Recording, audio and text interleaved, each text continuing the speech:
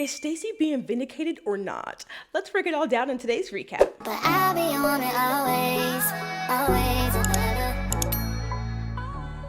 Hey Queen, welcome back to my Queen Cave. My name is Shelby, Queen of the Queen Cave, and in here I draw recaps and reviews of my favorite TV shows and movies, commentary on any topics I find interesting, and deep dives into Black history, Black culture, and icons that help shape that culture. If that is your vibe, hit the subscribe, you already know the deal. Today we are recapping The Real Housewives of Potomac, Season 10, Episode 9, Leak What You Speak. The scene opens with the girl still on Stacey's ass, and Kiearna is upset that Stacey made the no husband comment. And she's like, you don't have a husband either. And I'm like, at least she had a husband. Unlike you, Kiearna, you couldn't even keep the ring because Greg is whack.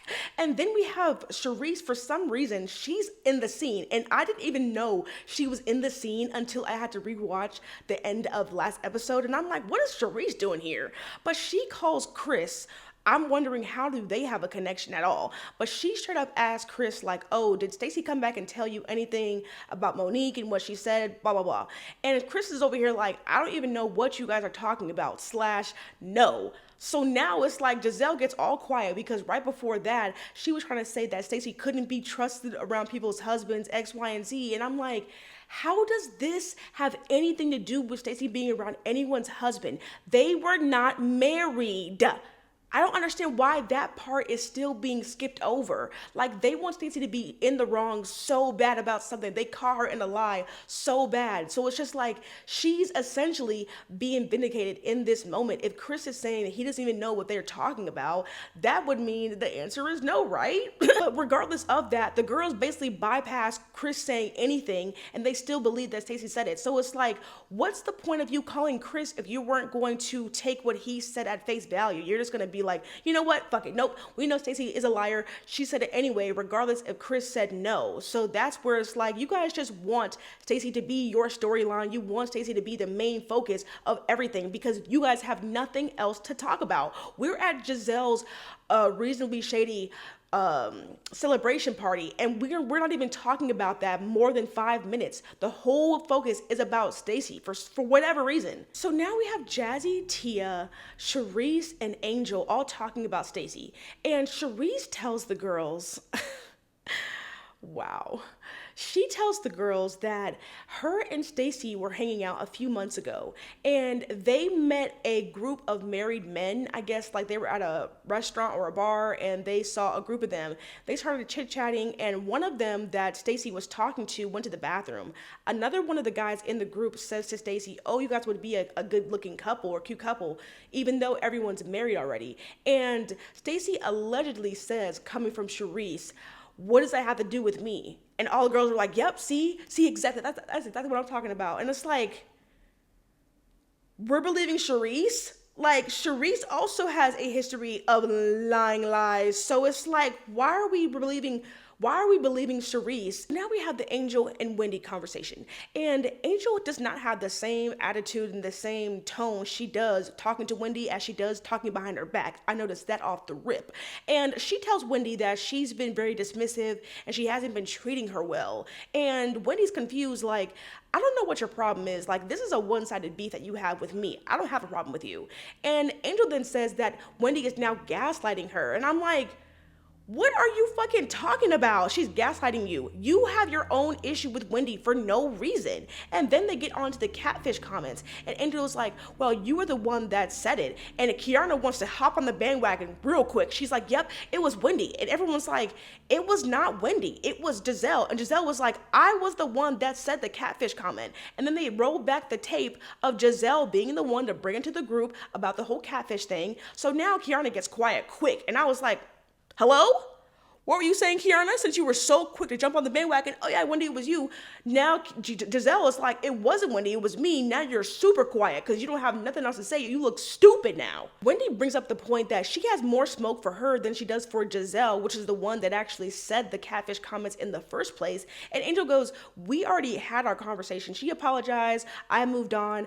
I have an issue with you because of how dismissive you are. And at this point, Wendy is over it. She does not give a damn. She's like, girl, you are flopping once again. again, and we don't even want you over here to begin with, so you can go ahead and go on that way. And at this point, Wendy is being dismissive, and I feel like she has every right to, because at this point, you just want to have any reason to beef with Wendy. As she said, this is a one-sided beef. You are having this issue with her, and you can't even explain why, because at this point, you are trying to say she is the one that said the catfish comments.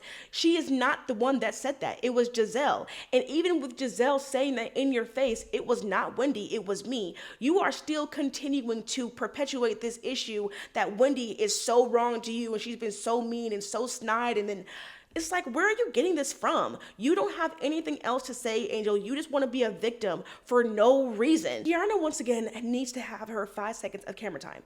And she goes back and forth with Stacey again. And Stacey's asking her, like, what is your issue with me? Like, why do you always have some smoke for me? Like, you don't have anything personal about your own life you want to talk about? Kiearna goes, I do. I have my business, my man, my condo, my things, my life. And I'm like, girl, relax.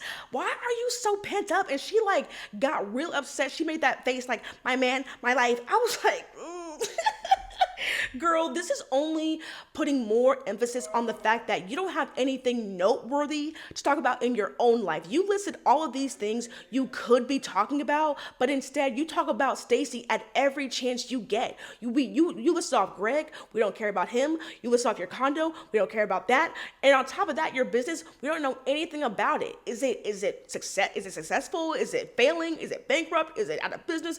Is it going good? Like, what's going on with it? We don't have any detail on anything about you because you care so much about getting a moment to stay on this show. We don't have anything personal about you. We have nothing to root for. We have nothing to go off of other than this bullshit and this performative act you want to put on for every scene to secure your spot on the show. That is not working. It's a flop. Next, Stacey has had enough of the dogpiling for the night, so she goes to congratulate Giselle and then she goes to leave. And as she's at the elevator, Jassie's asking her, like, girl, where are you going? Why are you leaving?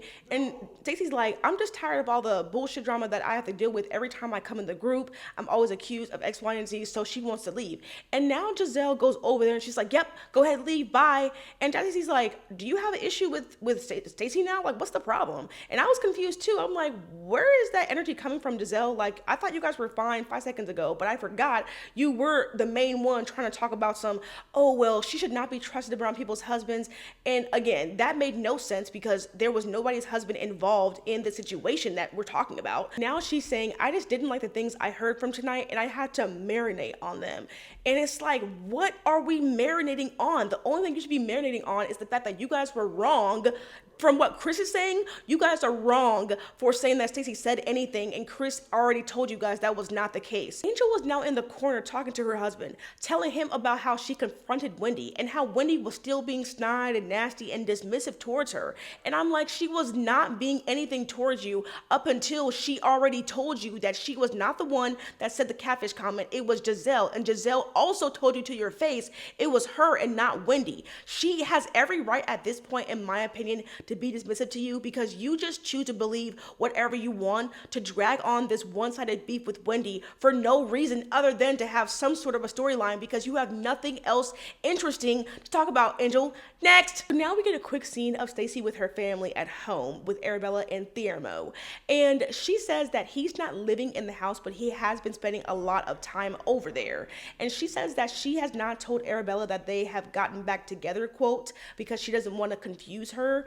But she also says that she has some upcoming events happening with her Shio line, her cannabis line. She has a meet and greet planned, and she's going to be going to the dispensaries to meet the people that are trying her new line. And I'm confused. Why would I give a damn to meet the person that's making the gummies? I don't know. I feel like that is such a waste. Like, what are we doing, Stacey? You could be doing anything else, promoting the brand any further way, but doing pop-up meet and greets at the dispensary for people to try your gummies sounds like a waste of time to me. But next, we get a quick scene over to Ashley, and her sons are in agony. They are forced to sing her god-awful songs. I felt so bad for them. But we get a quick scene of her and her mom outside, and to sum it up real quick, her mom is sick. Like, we need to have some prayers for her. She is coughing up blood. She's overworked. She's working 12, 14, 16-hour days, and she's not getting any help from her bum-ass husband that Ashley does not care for. And Ashley is very emotional about her mom, obviously, because that's her only parent that she has. Her dad did not want her around. He did not claim her. When she went to go see him and try to repair that relationship, he did not want nothing to do with her, slammed the door right in her face. And her dad actually passed away not too long ago. So she's very much worried about her mom and her health, and she wants her mom to take her health a lot more serious, because it doesn't seem like she is, in my opinion, in the scene that we got. It seemed like she was more like, oh, it's no big deal. It's no big deal. It's like, girl, if we're getting to the point where you're coughing up blood, it is a big deal. So I hope Ashley's mom is going to recover, get better, and we get a better update on her later on. Next, so we have two separate meetups, and I'm just going to summarize them separately to make it easier. So we have Jazzy, Wendy, and Stacey. They're all at Jazzy's house. And Stacey says that after everyone was trying to come at her sideways, she didn't even get the opportunity to explain her side of things. She thinks Kiearna is always just trying to get a moment out of her because she's an easy target. Wendy suggests that Stacey meet up with Monique so they could hash things out and move on. And Stacey is open to the idea of them meeting up. She just does not want Kiearna anywhere in the equation of that conversation. Then we get over to Angel's house, and Giselle is saying she loves when the girls meet up to gossip about Stacey. And then she calls her a Cheeto, I'm assuming because she had the orange dress on. And Tia piles onto that, calling her a Fanta bottle. Oh God, corny, lame, boo, tomato, I'm throwing tomatoes. Kiearna tries to explain why she gets so hyped up when it comes to Stacey, and she says, get this, she says that Stacey musters up all of the Detroit in her, all of the hood in her, and that triggers Kiearna, and that gets her all hyped up. And I'm like, what part of Stacey is hood? What the fuck are you talking about, Kiearna? And they show these like flashbacks of the times that Kiearna is actually the one coming at Stacey for no reason, having this attitude as if she did something to her personally. So it's like, you literally have zero reason to come at Stacey the way that you do all the time, Kiearna. And for you to sit over here and talk about she musters up all of the Detroit in her, there is 0 ounce of hood in Stacey. I don't see any part of it. She's as stiff as a board. She's not scary at all. I don't know what you're talking about. You want to sit over here and twist this whole version of Stacey to justify you coming at her, and it's a flop. Giselle then says she thinks it's so disgusting for Stacey to go back and tell Chris what Monique said and twist what she said after her being so vulnerable, quote. And it's like, you guys want to sit over here and bypass the fact that Chris said she did not say it so bad.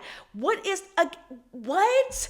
Like, you guys are still running with the idea that Stacey said it after Chris said she did not say it. What was the point of calling Chris? Like, I'm still like not getting over that. This is so confusing. You guys wanted to call Chris to try to say that Stacey was lying about the situation, and Chris said that she did not say it, and you guys are still running with it. It's so wild to me, and they do the same thing for the rest of the episode. Ashley then proposes that her, Monique, Kiearna, Stacey, and possibly Wendy all go meet up so they can hash it out and she can get all the information, X, Y, and Z. And I'm like, why is fucking Kiearna coming there? There is no reason for her to be there. There's no reason for Stacey to be there. There's no reason for you to be there. How about it just be Stacey and Monique? Like, if there has to be a conversation, why is anyone else there except for just Monique and Stacey? You guys want to be there to go ahead and be in the mess and be messy and continue to have more rumors and lies be spun into the story. So for what reason? It's like, it was confusing to me why Ashley felt the need to set it up and have everyone else involved when this is supposed to be just between Stacey and Monique, which again, should not be an issue in the first place. So next we have a quick scene with Kiearna. She's at Greg's house and she has her mom and her brother come over. She tells them that 1, Greg asked her to move back in with him, and 2, he offered to pay for the condo that she has, and she says that she saw that as a kind gesture. Are we being fucking serious, Kiearna? And her mom has the same reaction as like, we're talking about getting the condo before the ring. Like, why is that more important than getting the commitment? Like, I'm confused. And I guess Greg mentioned ring shopping, and I'm like, so is this something that he wanted to do, or is this happening after Stacey threw it in your face that you know you don't have a husband or a ring? So I'm wondering, was that happening after a result of that instance, or did you actually want to do that on your own, Greg? So now we get over to Wendy. She invites her sister and her mom over, but her sister comes first. And they start talking about her dad and how that relationship still is such a sore spot for her. She says that she was still upset that he did not contact her for her birthday. And even when they went on a trip to Nigeria, they still didn't get to see him. He told the family he was sick and he couldn't make it. She says she thought he would want to be in her life after seeing how successful she is. And she still has hopes that they would repair their relationship, unlike her sister, who no longer has any hopes that would happen. Wendy's mom now arrives, and there's still a lot of tension between Wendy's mom and dad, and she's really upset that Wendy is trying to open herself to repair that relationship between the two of them because of the fact he was never around. She then says that she's very much enjoying Wendy's money, all of the bags and all of those skin lightening and possible Ozempic she's been on. So I'm like, that's not really the best look after the recent allegations we got from Wendy and this insurance scam fraud, but I digress. They go back inside, and Wendy is showing her mom all the renovations that she's been doing on the home, and they start talking about a chandelier she has, and it looks real basic as fuck. And Wendy's asking Rhonda, the interior designer, if that was the right chandelier that she picked out because of how basic it looked. And Rhonda was like, "Yep, that's the one." And her mom was like, "No, she needs something more busy than that. You need to go ahead and put two up there." And Rhonda says, "If it's in the budget," ooh. And her mom's in the background like, "Yep, she has all the money, she has the budget." And again, I'm like, this is not the best look after the allegations came out with Wendy and her insurance scam. And I'm like, did she get the funds from the scam, or we shall find out later on. Next, now get to the meetup scene, and Ashley and Kiearna arrive first, and they start questioning and wondering what Monique is going to do after she gets the information. And Monique says she still does not know what she's walking into, but she's trying to maintain her peace no matter what. Kiearna then tells Monique what Cookie said about Chris. Monique doesn't know what to believe because Cookie's involved. She knows she's a liar, and she believes that Chris possibly twisted the story. Wendy shows up, and Kiearna immediately looks uncomfortable, and she tells Monique that Stacey was adamant she did not call Chris, but she wants Stacey to speak for herself. She then tells Monique that Charisse is the one that called Chris, and when Monique hears Charisse, she's like, "Charisse?" And I'm like, exactly, why the fuck is she here? And she tells her that Chris said Stacey did not say anything that they were talking about. And then Wendy says Stacey is not comfortable or safe around Kiearna, and that has her like flabbergasted. She's completely confused, and I don't know why. And I'm like, girl, you know exactly how you are every time you get around Stacey. So for you to feel so confused and shocked that she feels uncomfortable around you is so wild to me. Don't be shocked. You're shocked? You're shocked? But then she gets mad and she's like, I don't want to have anything to do with her either. She's a fake fraud ass bitch. And I'm like, okay, so are you then. Next. Child. Anyway, so Stacey now arrives, and she tells Monique that she wants to have the conversation away from Kiearna and Ashley. And this now has Kiearna getting up. She's like, I'm not doing this. I'm not doing this. And it's like, doing what? Do you not want to see how whatever you were trying to call Stacey out in the front, Stacey's going to tell Monique to her face she did not say it. Chris said she did not say it. Now you want to get up and run away and cry at the bar? What the fuck? I don't understand why she had the nerve to get up and leave now, because you were all in the mix before. Now all of a sudden when Monique's present and everyone's here to corroborate the story and get the facts straight, now you want to get up and run. That was very telling to me. She says she gets up because A, she doesn't give a fuck. B, she knows Stacey's gonna lie about it anyway. And C, this is supposed to be an A and B conversation between Monique and Ashley. So I'm like, if you are saying that now, why the fuck did you come here in the first place? Right. You came here to try to be shady and spin more narratives and spin more lies into the story for no reason. And now you know that that's not going to happen. You got up and ran off, and now we're supposed to give a fuck. I don't think so. Next, Monique wants to get the story straight, and she tells Stacey she does not associate with anyone that is friends with Chris. And Stacey again says that she never dated Chris, and she did not call him. And Ashley cuts in and she goes, "That's not the word on the curb." And it's like, girl, shut the fuck up. We don't even know why you are fucking here. Are you kidding? All of this is seeming as if it's coming right back to the people in the group that want the most drama, that want the most issues, that want to stir up and conjure up all of these problems just to have something to talk about. It's not looking good for you, Kiearna and Giselle, and everyone else that is pushing this narrative. Stacey then pulls out her phone to show her receipts, quote, and we see that Chris was trying to contact Stacey after, I guess, a ad or a campaign or some type of photo shoot that Arabella and Stacey were in. He said that it was beautiful.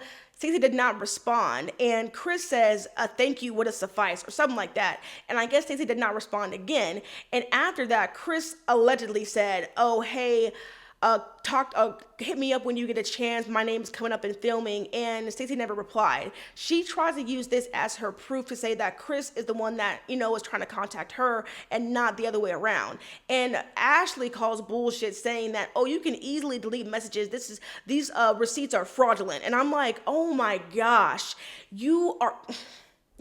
You know what? Just stop. Let's just stop. Nothing will convince you that Stacey is not lying about this. And part of me can understand why they would still believe she's lying because of the fact that she's lied so many times already. Like, I'll give them that.